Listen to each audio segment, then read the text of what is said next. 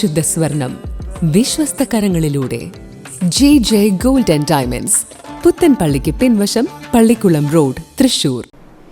മലയാളിയുടെ അക്ഷരപ്രബുദ്ധതയെ പ്രതിദിനം ഉദ്ദീപിപ്പിക്കുന്ന ഗൗരവതരമായ ജോലി ചെയ്യുന്ന പത്ര ഏജന്റുമാർക്ക് അർഹതപ്പെട്ട അവധി നിഷേധിക്കുന്നത് തെറ്റായ നടപടിയാണെന്ന് പ്രമുഖ എഴുത്തുകാരൻ സച്ചിദാനന്ദൻ.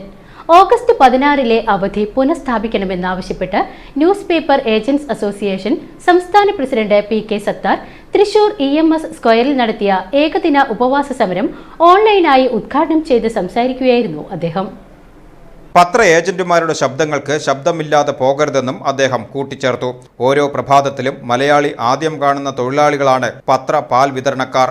തുച്ഛ വരുമാനക്കാരായ ഇവരുടെ ന്യായമായ ആവശ്യങ്ങൾ കേൾക്കാനും പ്രശ്നങ്ങൾ പരിഹരിക്കാനും സർക്കാരും പത്രയുടമകളും തയ്യാറാകേണ്ട കാലമാണിതെന്നും അദ്ദേഹം ഓർമ്മിപ്പിച്ചു. സ്വാഗത സംഘം ചെയർമാൻ മൊയ്തീൻ എടച്ചാൽ അധ്യക്ഷത വഹിച്ച ചടങ്ങിൽ സംസ്ഥാന ജനറൽ സെക്രട്ടറി ചേക്കുട്ടി കരിപ്പൂർ ആമുഖ പ്രസംഗവും സംസ്ഥാന സെക്രട്ടറി CP അബ്ദുൽ വഹാബ് മുഖ്യപ്രഭാഷണവും നടത്തി.